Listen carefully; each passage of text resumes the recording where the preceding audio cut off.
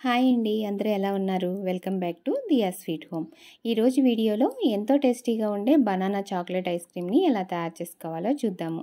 ఈ సమ్మర్లో ఈ ఎండవేడికి చల్లగా ఏదైనా తినాలనిపిస్తున్నప్పుడు మనం బయట కొనే పని లేకుండా ఇంట్లోనే చాలా ఈజీగా టేస్టీగా ఐస్ క్రీమ్ని ఎలా తయారు చేసుకోవాలో చూద్దాము.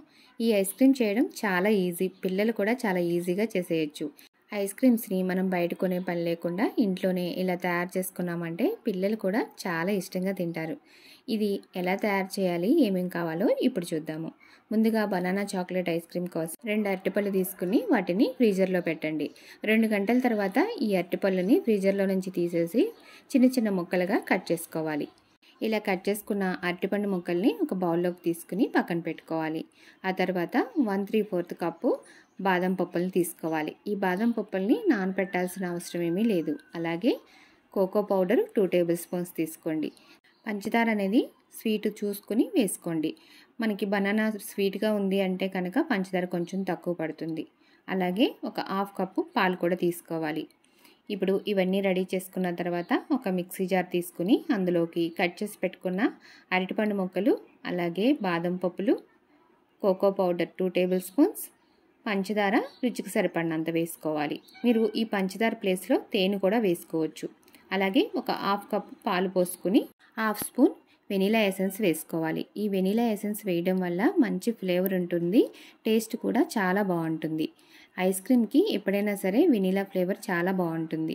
ఇలా మొత్తం గ్రైండ్ చేసుకున్న తర్వాత ఇప్పుడు ఈ మిశ్రమాన్ని ఏదన్నా ఒక బౌల్లోకి ట్రాన్స్ఫర్ చేసుకోవాలి.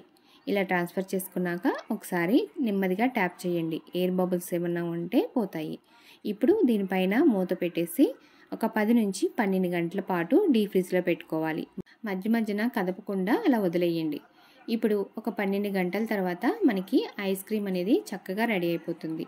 చూస్తున్నారు కదా, ఒక 12 గంటల తర్వాత మనం వేసిన ఈ మిశ్రమం చక్కగా గట్టిపడిపోయి ఉంటుంది.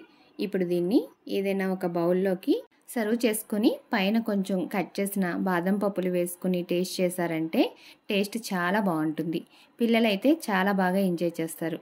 చూసారు కదా, ఈ బనానా చాక్లెట్ ఐస్ క్రీమ్ని ఎంత ఈజీగా తయారు చేసుకోవచ్చో.